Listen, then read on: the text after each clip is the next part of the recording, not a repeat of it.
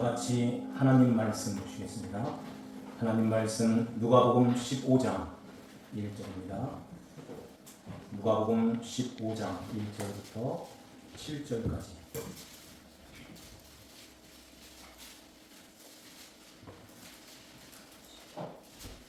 신약성경 121쪽에 있습니다. 121쪽 누가복음 15장 1절부터 7절 한 절씩 교독하면서 읽겠습니다. 모든 세리와 죄인들이 말씀을 들으러 가까이 나아오니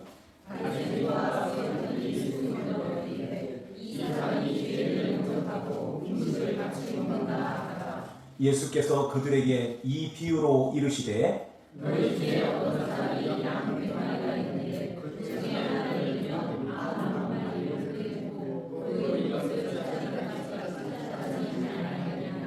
또 찾아낸즉 즐거워 어깨에 메고 집에 와서 그것과 예수를 불러오고 말하되 다음 어깨에 주시사 나의 이른 양을 찾아내는가 하니라. 다 같이요. 내가 너희에게 이르노니 이와 같이 죄인 한 사람이 회개하면 하늘에서는 회개할 것이 없는 의인 99으로 말미암아 기뻐하는 것이 그것보다 더하리라. 아멘. 잃은 양을 찾아 어깨에 메고 라는 제목으로 하나님 말씀을 선포합니다.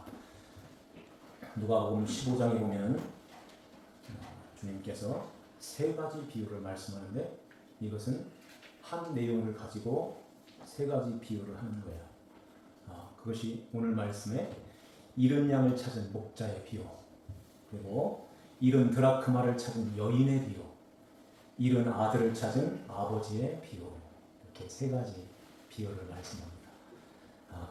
이 세 가지 비유를 통해서 회개가 뭔가 하는 것을 우리에게 가르쳐 주세요. 회개. 회개는 누가 어떻게 하는 건가? 회개하셨나요? 해보셨나요? 회개를 어떻게 했나요? 회개한 사람의 그 삶은 어떤 삶일까요? 국어사전의 개념으로 보면 회개는 잘못을 뉘우쳐 고친다 하는 뜻을 갖고 있어요. 잘못을 뉘우쳐서 고치는 것. 그런데 성경에서 말씀하는 회개라는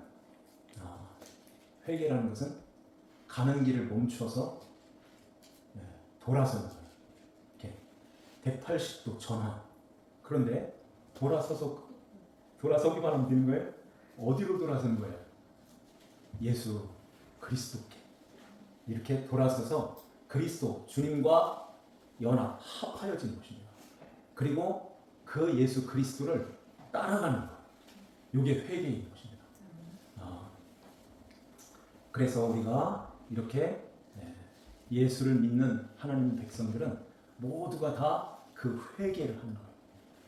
그러면 그 회개는 내 의지로 내가 해야지 해서 되나요? 그렇게 되는 게 아니죠. 예수님이 찾아오시는 것입니다.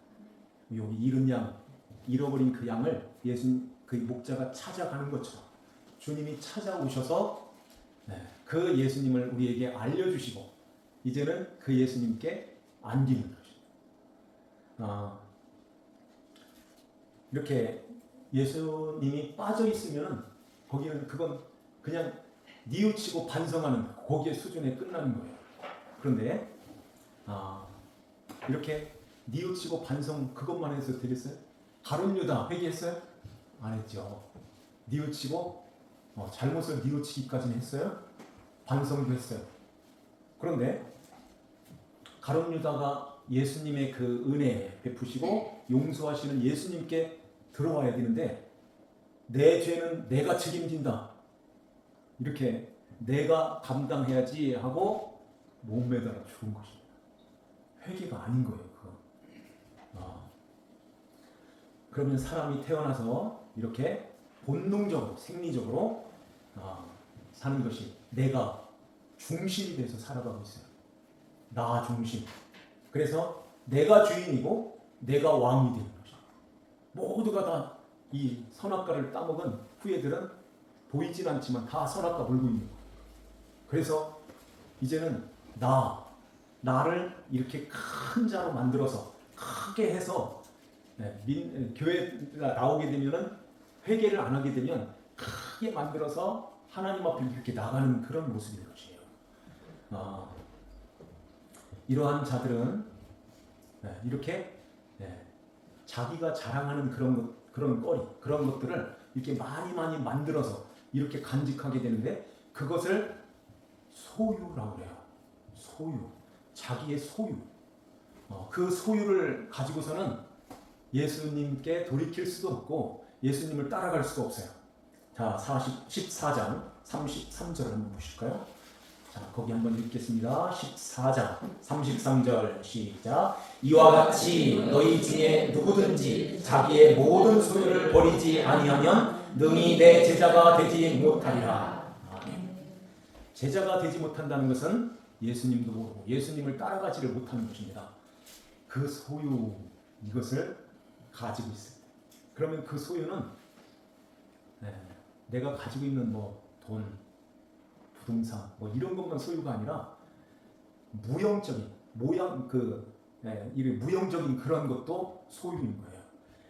그러니까 내 생각, 내 주장, 내 의지, 내 자랑, 이런 내가 잘하는 것, 그런 것들을 내가 이렇게 가지고서 하나님 앞에 이렇게 그 소유를 가지고 하나님을 기쁘시게 해드려야지. 이것은 하나님이 하나도 안 기뻐하는 거예요. 하나님께서 우리를 받으시는 그것은 딱 한 가지인 것입니다. 예수 안에서요. 예수 그리스도 안에서 그런 모든 것들이 예수님이 이렇게 주어지는, 빚어서 만들어 준 그걸 가져야 되는데, 그걸 가지지 않고 내가 만들어서 가는 것은 하나님 아버지께서 하나도 안 기뻐하시어요. 그건 쓰레기야 하는 것입니다. 그래서 우리가 이러한 말씀 가운데서 이 진리 말씀을 바로 알고 바로 깨닫고 이렇게 해서 주님 앞에서 그 소유를 내려놓는 거예요. 내 거 아니네요 하고 주님 앞에 이렇게 보내는 것입니다. 이렇게 될 때 주님께서 이제 비어있는 거기에 주님이 들어오시게 되는 것입니다. 자, 오늘 말씀을 보면 모든 세리와 죄인들이 말씀을 들으러 가까이 나오니, 그러죠? 모든 세리. 그러면서 가까이 와서 예수님의 말씀을 듣고 예수님과 함께 식사도 하고 함께 즐기고 이렇게 즐겼던 것 같아요. 그러니까 바리새인들이, 그 서기관들이 수군거렸다는 것은 불평, 투덜거렸다 하는 것이에요. 이렇게 세리들이 예수님 앞에 이렇게 나온다는 것이요, 쉽지가 않은데 놓았다는 거예요. 그때 그 당시에 그 세리의 집은 빨리 벌고 빨리 출세해서 저 지중해 가서 빨리 집 잘 짓고 거기서 누리면서 사는, 그것을 꿈을 꾸고선 젊은 사람들도 세리의 이런 세리직에 세리직을 얻으려고 그렇게 노력을 힘썼다는 것입니다. 그래서 이 젊은 사람들까지도 이 세리가 되는 사람들이 많이 있었다고 그래요. 제일 빨리 돈 버는 그 비결, 이것은 세리가 되는 것이다. 그런데 유대인들이 그 세리를 그렇게 멸시하고 천대하고 그 직업을 이렇게 천하게 봅니다.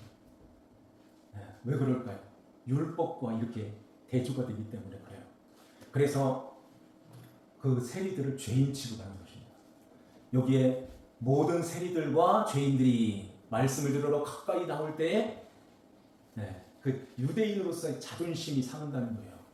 예수, 당신이 유대인이야? 그러면 어떻게 저런 사람하고 같이 식사를 할 수 있어? 하면서 이걸 못마땅하게 투덜거렸다는 것입니다. 수근수근. 그래서 이 세리들이 이렇게 주님 앞에 나오는 것은 그걸 놓고 나오는 거예요. 예수님을 따랐던 마태도 세리였죠. 세리장이었던 사람이 누구였죠? 삭개오도 세리장이었어요. 예수님을 만나고 예수님 앞에 나올 때 예수님께서 그 뽕나무 위에 올라갔던 삭개오야, 내려오라. 내가 오늘 너의 집에 유하해 드리겠다. 이러니까 얼마나 예수님 만나고 싶었던 그 삭개오가 아마 그 나무에서 어떻게 내려왔을지 모를 정도로 빨리 내려와서 예수님께 엎드렸을 것입니다. 저의 절반을 가난한 사람들에게 나눠주겠습니다. 토색한 거 4배로 갚겠습니다. 얼마나 많이 토색을 했겠습니까? 반 띄워주고 반을 가지고 다 나눠주니까 아무것도 없네. 이 정도 되었을 것입니다. 이렇게 세리들이 예수님 앞에 나올 때 그걸 내려놓고 나왔던지, 아직 연약해서 아직도 옛사람, 옛 그 습관, 버릇 이런 것들이 남아 있어서 그럼에도 불구하고 여기 성전에 와서 기도했던 그 사람처럼 주여 저는 죄인이로소이다 불쌍히 여겨주세요 하고 나왔던 그 세리도 여기에 들어 있을지 모르죠.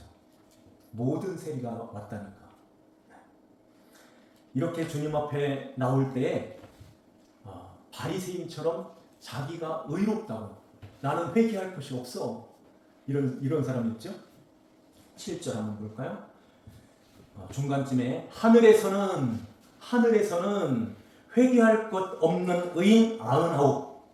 이 사람들이 누굴까요? 바리새인과 서기관들을 지금 이렇게 비유로 너희들은 이런 사람이야 하면은 기분이 안 좋으니까 비유로 이렇게 말씀을 하시는 것입니다. 그래서 회개할 것이 없는, 이것은 다른 성경 번역에 보면 회개가 필요 없는 이렇게 번역하고 있어요. 회개 따위 필요 없어. 내가 의인인데 이렇게 자기가 하나님 앞에서 의롭다, 지혜롭고 슬기로운 자들에게는 그 말씀이 이렇게 숨겨지고 하는 말씀이 마태복음 11장 25절에 말씀하죠. 지혜롭고 슬기로운 자에게는 이것이 숨겨지고 감춰져 있고 어린 아이들에게 나타내심을 감사하나이다. 옳소이다. 이렇게 하시는 것이 아버지 하나님의 뜻입니다. 이렇게 말씀하는 것입니다. 지혜롭고 슬기롭다고 하는 자들, 스스로 의롭다고 하는 자들, 이런 자들이 어떻게 회개가 되겠어요? 이러한 자들은 아무도 회개할 수 없다는 것입니다. 그래서 하나님 앞에 나올 수가 없는 거예요. 그래서 예수님께서 이 수군거리고 불평하는 이 자들을, 이 사람들을 앞에 놓으시고 비유로 말씀하는 거예요. 너희 중에 어떤 사람이 양 100마리가 있는데 그중 하나를 잃었다. 그 사람은 99을 들에 두고 그 잃은 것을 찾아내기까지 찾아다니지 아니하겠느냐. 이 바리새인들이 이 말을 들을 때, 아니면 우리에게 이 질문을 한다면 어떻게 하시겠어요? 들에 놔두고? 들이라는 말은 빈들, 광야, 한적한 곳, 버려진 땅, 황망한 이런 뜻이에요. 그러니까 광야라는 뜻이에요. 광야에다가 그 99마리를 놔둬놓고 그 한 마리를 찾아러 간다는 거예요. 돌았어요?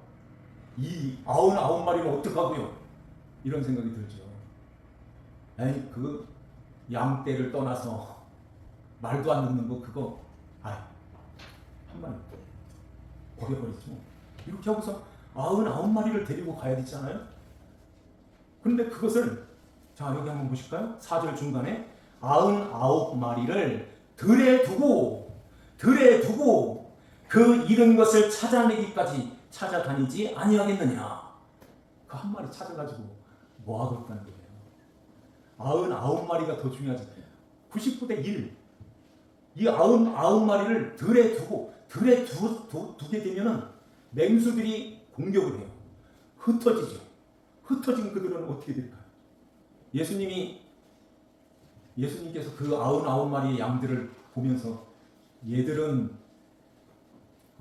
서로 단결하고 이게 이렇게 힘을 써가지고선 맹수를 물리칠 수 있는 힘이 있을 거야. 이렇게 하고선 둘에 두는 거예요. 모든 사람들은 다 똑같은 것입니다. 원수 마귀한테 다 먹혀 사는 거예요. 그 세간으로 산다고 하잖아요. 그래서 아무도 그 들에서 살아남을 사람, 양이 없는 것처럼 이 세상에다가 놓을 때 살 사람이 아무도 없는 것입니다. 그런데 왜 들에다 놓고 그 한 마리를 찾으러 가실까요? 그 한 마리를 찾아가지고 어떻게 하겠다는 거예요? 오늘 여기에 5절 말씀에 보면 또 찾아낸 즉 즐거워 어깨에 메고 집에 와서 친구들을 부르고 이웃들을 부르고 막 잔치를 벌여요. 그 한 마리 값보다 잔치값이 더 들었거든요. 어떻게 하겠어요?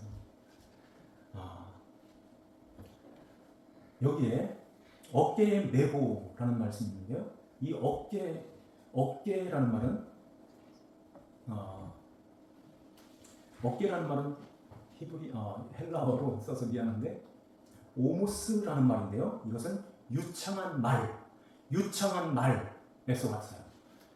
네, 그러면 유창한 말로 이 매다하는 말은 무엇을 누구에게 주다 하는 뜻이에요. 맨다는 말이 무엇을 누구에게 준다는 것입니다. 그러면은 이 목자가 어떤 사람이 이 목자가 어깨에 메고서 유창한 말을 누구에게 준다는 것인데 잃은 양, 그 양을 찾아가지고선 그 양을 찾아서 이걸 준다는 것입니다. 그게 회개야 하는 거예요. 다시 말씀드릴게요. 지금 목자가 그 양을 길을 잃은 양, 길은 누구예요? 예수님이시죠. 예수님 떠난 사람, 예수님 떠난 죄인, 그 죄인을 예수님께서 찾아가셔서 찾을 때까지 찾아서 어깨에 맨다는 것입니다. 그리고서는 이제 그 어깨에 메고선 이 두 다리, 네 다리를 이렇게 붙들었겠죠. 그러면 양의 머리는 어디 있을까요? 앞으로 조금 나오겠죠. 조금 나오면은 그 양의 귀는 입하고 가깝겠죠. 여기에서 유창한 말을 준다는 거예요. 다정다감한 그 말.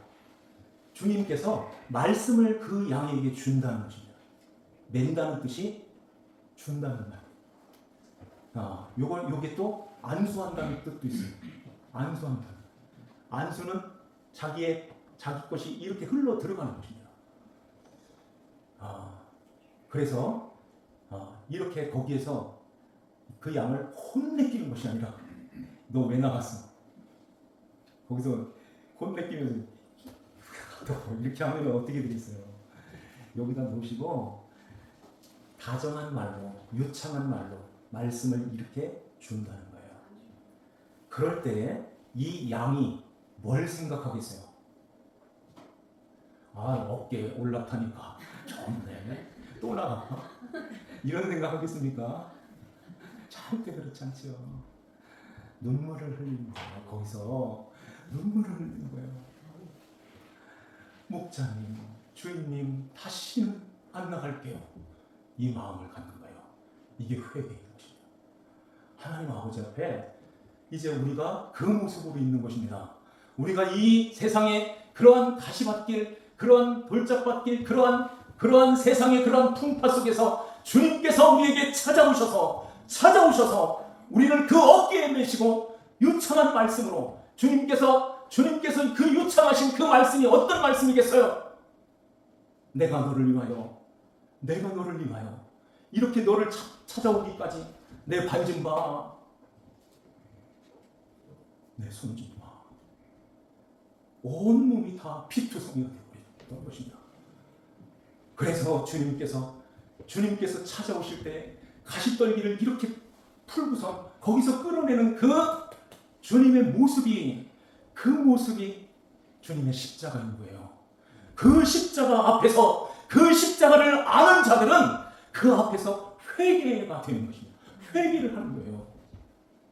내가 이제까지 허송세월 보냈고 이제까지 잘못 살았습니다. 하나님, 주여 불쌍히 여겨주세요. 저는 죄인인데 나 같은 죄인을 살리기 위하여, 나 같은 것을 구원하시기 위하여 주님께서 이 땅에 내려오셔서 하늘의 영광 그 보좌를 비우시고 사람의 모양으로 종의 형체로 주님께서 오셔서 십자가에 죽기까지 아버지의 뜻을 복종하여 나를 이렇게 살리셨군요. 하나님 어떻게 해요? 하고 그 앞에 납작 엎드리는 것입니다. 진심으로 그 앞에 무릎을 꿇는 거예요. 이걸 복이라고 하는 것입니다. 세상에 그러한 많은 소유를 많이 가진 것이 복이 아닌 거예요. 오복이 복입니까? 팔복. 그런 복의 개념이 완전히 바뀌어지는 거예요. 그래서 주님 앞에 이렇게 엎드리는 것입니다. 요 한 사람을 귀하게 보시는 거예요. 주님께서 그 한 사람을 찾기까지 찾아내어서 이제는 집에 돌아와 그 벗과 이웃을 불러 모으고 말하되 나와 함께 즐기자. 나의 잃은 양이라 하잖아요. 내 양이라 하는 것입니다. 베드로에게 네가 날 사랑하느냐? 네가 날 사랑하느냐? 네가 날 사랑하느냐? 3번 물으시지. 나중에는 베드로가 주님이 아시잖아요. 주님이 아시잖아요. 내가 주님을 사랑하는 걸 주님이 아시잖아요. 이것은 이 정도 사랑하고 있어요. 이게 아닌 것입니다. 나는 주님을 3번 부인하고 주님을 이렇게 떠나가지고선 고기 잡으러 왔어요. 이런 사람인데 내가 어떻게 주님의 제자가 됩니까? 내가 어떻게 주님의 제자라고 합니까? 그 전에는 수제자야. 물이 다 걸어가면서 봤지. 이런 사람이었거든요. 너희들 못하는 거 나는 해냈어. 비록 빠져가지고 이랬지만은 나는 했어. 다 떠나갔지만 나는 십자가 달리시는 예수님을 여기까지 쫓아왔어. 이런 베드로였던 거예요. 네가 날 사랑하느냐 이렇게 물으실 때 주님이 아시잖아요. 그래, 그러면 됐어 하는 거죠.